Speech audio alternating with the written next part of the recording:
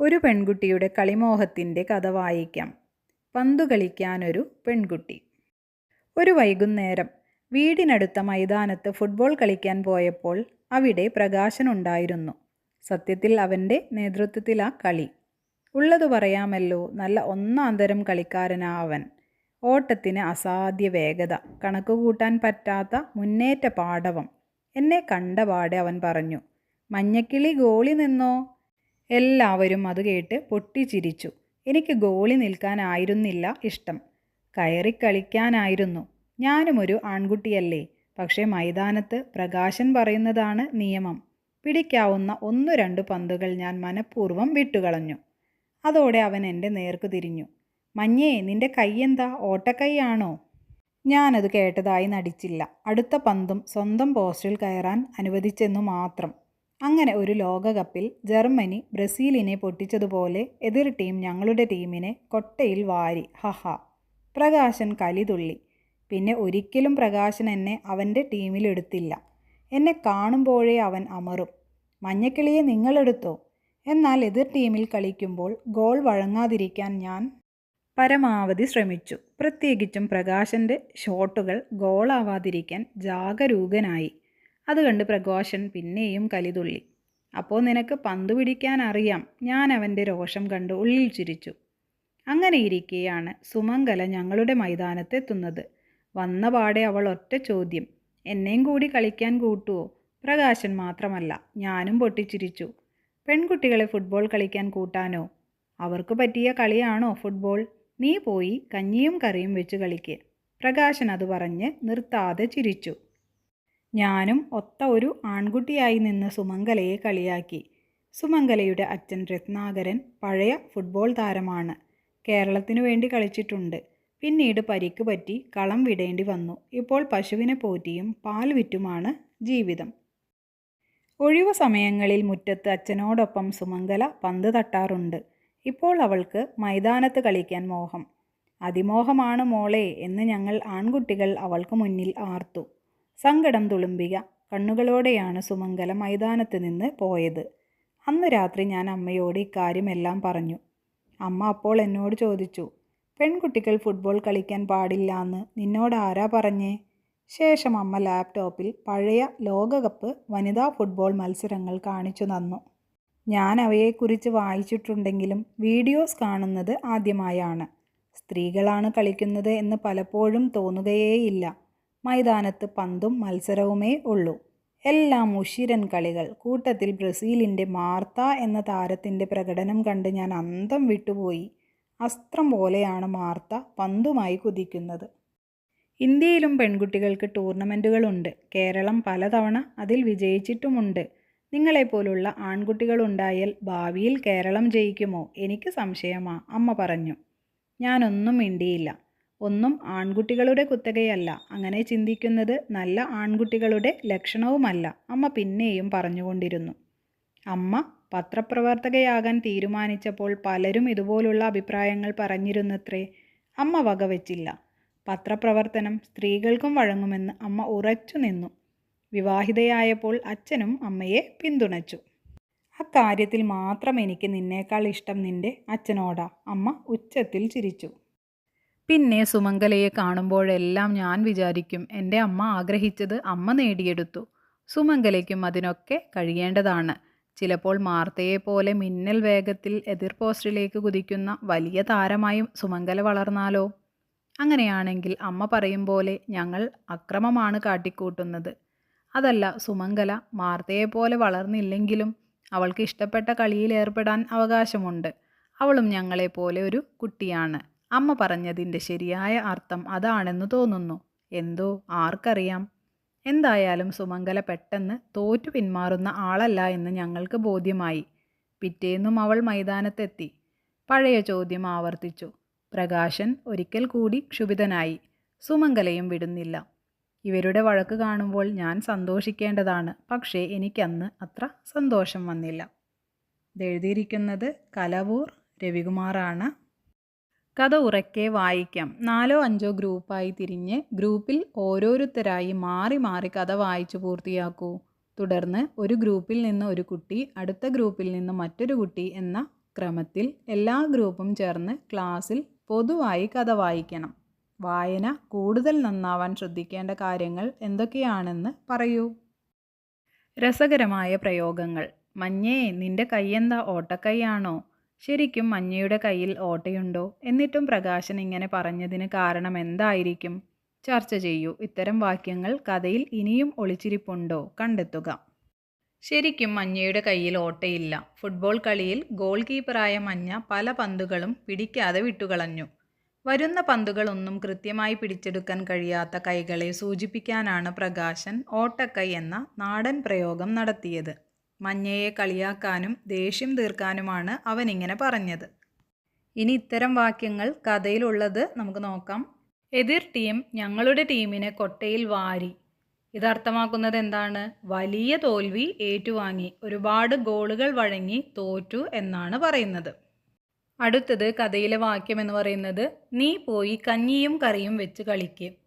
അതിനർത്ഥം പെൺകുട്ടികൾ ഫുട്ബോൾ കളിക്കേണ്ടതില്ല, വീട്ടുജോലികൾ മാത്രം ചെയ്താൽ മതി എന്ന് കളിയാക്കി പറഞ്ഞതാണ്. കഥയിലെ അടുത്ത വാക്യം എന്ന് പറയുന്നത് അതിമോഹമാണ് മോളെ എന്ന് ഞങ്ങൾ ആൺകുട്ടികൾ അവൾക്ക് മുന്നിൽ ആർത്തു. അതിൻ്റെ ലളിതമായ അർത്ഥം എന്ന് പറയുന്നത് പെൺകുട്ടികൾ ഫുട്ബോൾ കളിക്കാൻ കഴിയില്ലെന്നും അത് നടക്കാത്ത ആഗ്രഹമാണെന്നും പരിഹസിച്ച് പറഞ്ഞതാണ്. അടുത്തത് പ്രകാശൻ ഒരിക്കൽ കൂടി കടുംപിടുത്തക്കാരനായി. അതിൻ്റെ അർത്ഥമെന്ന് പറയുന്നത് ഒട്ടും വിട്ടുവീഴ്ച ചെയ്യാതെ സ്വന്തം വാശിയിൽ തന്നെ ഉറച്ചു നിന്നു എന്നാണ്. അടുത്തത് മിന്നൽ വേഗത്തിൽ കുതിക്കുക. ബ്രസീലിയൻ വനിതാ ഫുട്ബോൾ താരം മാർത്ത പന്തുമായി ഗ്രൗണ്ടിലൂടെ പായുന്നതിനെക്കുറിച്ചാണ് കഥയിൽ ഇങ്ങനെ പറയുന്നത്. ആർക്കും പിടികൊടുക്കാത്ത അതീവ വേഗതയെ സൂചിപ്പിക്കാനാണ് ഈ പ്രയോഗം. മകനോട് ഒന്നും ആൺകുട്ടികളുടെ കുത്തകയല്ല, അങ്ങനെ ചിന്തിക്കുന്നത് നല്ല ആൺകുട്ടികളുടെ ലക്ഷണവുമല്ല. അമ്മയുടെ ഈ അഭിപ്രായത്തോട് നിങ്ങൾ യോജിക്കുന്നുണ്ടോ? എന്തുകൊണ്ട്? നിങ്ങളുടെ അഭിപ്രായങ്ങൾ ഒരു കുറിപ്പായി എഴുതൂ. പാഠഭാഗത്തിൽ അമ്മ മകനോട് പറയുന്ന ഈ അഭിപ്രായത്തോട് ഞാൻ പൂർണ്ണമായും യോജിക്കുന്നു. കായിക രംഗമോ മറ്റേതെങ്കിലും മേഖലയോ ഏതെങ്കിലും ഒരു വിഭാഗത്തിന് മാത്രം അവകാശപ്പെട്ടതല്ല. പണ്ടുകാലം മുതൽക്കേ കായിക രംഗം ആൺകുട്ടികളുടേത് മാത്രമാണെന്ന തെറ്റായ ഒരു ചിന്താഗതി സമൂഹത്തിലുണ്ടായിരുന്നു. എന്നാൽ ഇന്ന് ആ ചിന്താഗതി മാറി വരികയാണ്. ഫുട്ബോളിൽ ബ്രസീലിയൻ താരം മാർത്തയെപ്പോലുള്ള വനിതകൾ തങ്ങളുടെ കളിമികവ് ലോകത്തിനു മുന്നിൽ തെളിയിച്ചിട്ടുണ്ട്. കഴിവുകളും താൽപ്പര്യവുമുള്ള ആർക്കും കഠിനാധ്വാനത്തിലൂടെ ഏത് മേഖലയിലും മുന്നേറാൻ സാധിക്കും. പെൺകുട്ടികളുടെ ആഗ്രഹങ്ങളെ പരിഹസിക്കാതെ അവർക്ക് തുല്യമായ അവസരങ്ങളും പിന്തുണയും നൽകുകയാണ് നല്ല ആൺകുട്ടികളും സമൂഹവും ചെയ്യേണ്ടത്. മഞ്ഞക്കിളിയുടെ ഡയറി. പുറത്ത് നല്ല മഴ പെയ്യുന്നുണ്ടായിരുന്നു. മഞ്ഞക്കിളി തിരിഞ്ഞും മറിഞ്ഞും കിടന്നു. അവന് ഉറക്കം വന്നതേയില്ല. അന്നത്തെ സംഭവങ്ങൾ ഓരോന്നായി അവൻ്റെ മനസ്സിൽ മിന്നിമറഞ്ഞു. അവൻ തൻ്റെ ഡയറി കയ്യിലെടുത്ത് എഴുതാൻ തുടങ്ങി. മഞ്ഞയുടെ അന്നത്തെ ഡയറി കുറിപ്പ് എങ്ങനെയായിരിക്കും? എഴുതി നോക്കൂ. ആദ്യം തന്നെ ദിവസം ഏതാണ്, അതുപോലെ തന്നെ അന്നത്തെ തീയതിയും എഴുതണം. ഇന്നെനിക്ക് ഉറക്കം വരുന്നതേയില്ല. മൈതാനത്ത് നടന്ന കാര്യങ്ങളാണ് മനസ്സിൽ. കളിസ്ഥലത്തു വെച്ച് പ്രകാശൻ എന്നെ മഞ്ഞക്കിളി ഗോളി എന്നും ഓട്ടക്കൈ എന്നും വിളിച്ച് കളിയാക്കിയപ്പോൾ സങ്കടം തോന്നി. സുമംഗല കളിക്കാൻ ചോദിച്ചപ്പോൾ പോയി കഞ്ഞിയും കറിയും വെച്ച് കളിക്ക് എന്ന് പറഞ്ഞ് അവൻ അവളെയും അപമാനിച്ചു. അപ്പോൾ ഞാനും കൂടെ ചിരിച്ചുപോയി. അത് വലിയ തെറ്റായിരുന്നു. വീട്ടിൽ വന്നപ്പോൾ അമ്മ എനിക്ക് ലാപ്ടോപ്പിൽ വനിതാ ഫുട്ബോൾ മത്സരങ്ങൾ കാണിച്ചു തന്നു. മാർത്ത എന്ന കളിക്കാരിയുടെ കളി കണ്ടപ്പോൾ ഞാൻ അത്ഭുതപ്പെട്ടുപോയി. പെൺകുട്ടികൾക്കും നന്നായി ഫുട്ബോൾ കളിക്കാൻ കഴിയുമെന്ന് എനിക്ക് മനസ്സിലായി. സുമംഗലയോട് ചെയ്തത് തെറ്റായിപ്പോയി. നാളെ മുതൽ ഞാൻ സുമംഗലയ്ക്കൊപ്പം നിൽക്കും. അവൾക്കും പന്ത് കളിക്കാൻ അവകാശമുണ്ട്. നമ്മുടെ ക്ലാസ് കായികോത്സവം. ടോമോയിലെ കായികമേളയെക്കുറിച്ച് മനസ്സിലാക്കിയല്ലോ. എല്ലാവരെയും പങ്കെടുപ്പിച്ച് നമുക്കും ഒരു കായികമേള നടത്തിയാലോ? എന്തെല്ലാം ഒരുക്കങ്ങൾ വേണം? ഏതെല്ലാം ഇനങ്ങൾ ഉൾപ്പെടുത്തണം? എവിടെ വെച്ച് നടത്തണം? ആവശ്യമായ പ്രചാരണങ്ങൾ എങ്ങനെയെല്ലാം? വിജയികൾക്ക് സമ്മാനങ്ങൾ വേണ്ടേ? അപ്പോൾ ഓരോന്നായി നോക്കാം. എന്തെല്ലാം ഒരുക്കങ്ങൾ വേണം? സ്കൂൾ അധികൃതരുമായും അധ്യാപകരുമായും ആലോചിച്ചുള്ള കമ്മിറ്റികൾ രൂപീകരിക്കണം. ഗ്രൗണ്ട് വൃത്തിയാക്കി ട്രാക്കുകളും ലൈനുകളും മാർക്ക് ചെയ്യണം. ഫസ്റ്റ് എയ്ഡ് അഥവാ പ്രഥമ ശുശ്രൂഷ ബോക്സും കുടിവെള്ള സൗകര്യവും ഉറപ്പാക്കണം. അടുത്തത് ഏതെല്ലാം ഇനങ്ങൾ ഉൾപ്പെടുത്തണം? ഓട്ട മത്സരങ്ങൾ. 50 മീറ്റർ, 100 മീറ്റർ, 200 മീറ്റർ. ചാട്ടങ്ങൾ, ലോങ് ജമ്പും ഹൈ ജമ്പും. എറിയൽ മത്സരങ്ങൾ, ഷോട്ട് പുട്ട്. വിനോദ മത്സരങ്ങൾ, ചാക്കിലോട്ടം, മുട്ടയും സ്പൂണും. ഇതെല്ലാം ഉൾപ്പെടുത്താം. മൂന്നാമതായി എവിടെ വെച്ച് നടത്തണം? നമ്മുടെ സ്കൂൾ കളിസ്ഥലത്ത്, ഗ്രൗണ്ടിൽ വെച്ച് നടത്താം. ആവശ്യമായ പ്രചാരണം എങ്ങനെയായിരിക്കണം? സ്കൂൾ നോട്ടീസ് ബോർഡിൽ വിവരങ്ങൾ പ്രദർശിപ്പിക്കാം. ക്ലാസ് മുറികളിൽ കയറി അനൗൺസ്മെൻറ്റ് നടത്താം. വിദ്യാർത്ഥികൾ തയ്യാറാക്കിയ ആകർഷകമായ പോസ്റ്ററുകൾ സ്കൂൾ വരാന്തകളിൽ പതിക്കാം. വിജയികൾക്ക് സമ്മാനങ്ങൾ വേണ്ടേ? തീർച്ചയായും വേണം. 1, 2, 3 സ്ഥാനങ്ങൾ നേടുന്നവർക്ക് സർട്ടിഫിക്കറ്റുകളും മെഡലുകളും ട്രോഫികളും നൽകാം. പങ്കെടുത്ത എല്ലാവരെയും പ്രോത്സാഹിപ്പിക്കാൻ മിഠായികളോ പേനകളോ നൽകാവുന്നതാണ്. 2 പോയിന്റ് കൂടി കൂട്ടിച്ചേർക്കാം. പങ്കാളിത്തവും അതിഥികളും എങ്ങനെയായിരിക്കണം? എല്ലാ വിദ്യാർത്ഥികളുടെയും പങ്കാളിത്തം ഉറപ്പാക്കാൻ ഹൗസ് അടിസ്ഥാനത്തിൽ മത്സരങ്ങൾ സംഘടിപ്പിക്കാം. മേള ഉദ്ഘാടനം ചെയ്യുന്നതിനായി പ്രശസ്തനായ ഒരു കായിക താരത്തെയോ അല്ലെങ്കിൽ നാട്ടിലെ പ്രമുഖ വ്യക്തികളെയോ ക്ഷണിക്കാവുന്നതാണ്. അടുത്തത് ലഘുഭക്ഷണ ക്രമീകരണങ്ങൾ എങ്ങനെ വേണം? മത്സരങ്ങളിൽ പങ്കെടുക്കുന്ന കുട്ടികൾക്കും അധ്യാപകർക്കും ഊർജം നൽകാനായി നാരങ്ങാ വെള്ളവും ലഘുഭക്ഷണവും ക്രമീകരിക്കണം. ഉച്ചഭക്ഷണത്തിനായി പ്രത്യേക കൗണ്ടറുകൾ സജ്ജമാക്കാവുന്നതാണ്. നോട്ടീസ് തയ്യാറാക്കാം. നോട്ടീസിൽ എന്തെല്ലാം ഉൾപ്പെടണം?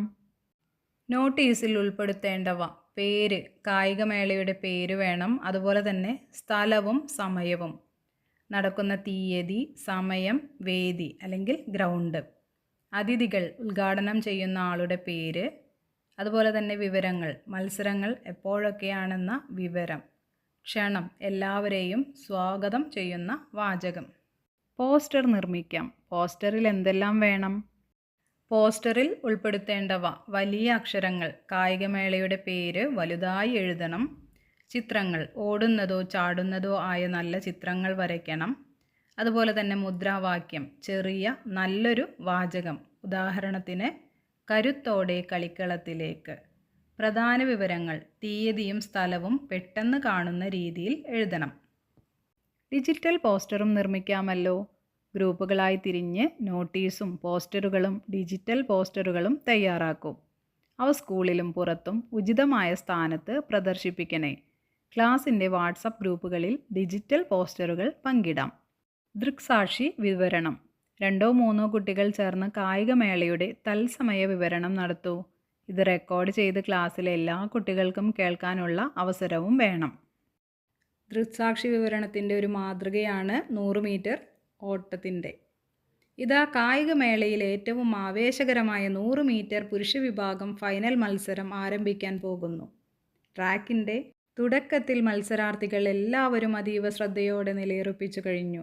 കാണികളായ കുട്ടികളും അധ്യാപകരും ഗാലറിയിൽ വലിയ ശബ്ദത്തോടെ തങ്ങളുടെ ഹൗസുകളെ പ്രോത്സാഹിപ്പിക്കുകയാണ്. ഗ്രൗണ്ടിൽ മുഴുവൻ വലിയൊരു ബഹളമാണ്. സ്റ്റാർട്ടിംഗ് വിസിൽ മുഴങ്ങി. ഇതാ എല്ലാവരും ഒപ്പത്തിനൊപ്പം കുതിച്ചു പായുന്നു. 3-ാം ട്രാക്കിലുള്ള അരുണും 5-ാം ട്രാക്കിലുള്ള രാഹുലും തമ്മിൽ കടുത്ത പോരാട്ടമാണ് നടക്കുന്നത്. ഇരുവരും കാറ്റിൻ്റെ വേഗതയിൽ മുന്നോട്ട് കുതിക്കുകയാണ്. കാണികളുടെ ആവേശം ഇരട്ടിച്ചു. എല്ലാവരും എഴുന്നേറ്റ് നിന്ന് കൈയടിക്കുന്നു. അവസാനത്തെ 20 മീറ്റർ. അരുൺ അല്പം മുന്നിലേക്ക് കയറി വരുന്നു. ഇതാ ഫിനിഷിംഗ് ലൈനിലേക്ക് അവർ അടുത്തെത്തിക്കഴിഞ്ഞു. അവിശ്വസനീയമായ വേഗതയോടെ 3-ാം ട്രാക്കിലെ അരുൺ ഫിനിഷിംഗ് ലൈൻ തൊട്ടുകഴിഞ്ഞു. രാഹുൽ തൊട്ടു പിന്നാലെ രണ്ടാമതായി എത്തി. അരുൺ 1-ാം സ്ഥാനം നേടിയിരിക്കുന്നു. ഗ്രൗണ്ടിൽ ആഹ്ലാദ പ്രകടനങ്ങൾ നടക്കുന്നു. കൂട്ടുകാർ അരുണിനെ കെട്ടിപ്പിടിച്ച് അഭിനന്ദിക്കുകയാണ്. തികച്ചും ആവേശകരവും ആകാംക്ഷ നിറഞ്ഞതുമായ ഒരു മത്സരത്തിനാണ് നാം ഇപ്പോൾ സാക്ഷ്യം വഹിച്ചത്. ഞങ്ങളുടെ രചനാശില്പശാല കളി, സൗഹൃദം, സ്നേഹം എന്നിവ ആവിഷ്കരിക്കുന്ന കഥകളും കവിതകളും അനുഭവങ്ങളുമാണ് നിങ്ങൾ പഠിച്ചത്. ഇതേ ആശയങ്ങൾ കഥയായും കവിതയായും ചിത്രങ്ങളായും ആവിഷ്കരിക്കാൻ കഴിയില്ലേ? ക്ലാസ്സിലെല്ലാവരും പങ്കെടുക്കുന്ന ഒരു രചനാശില്പശാല നടത്താം.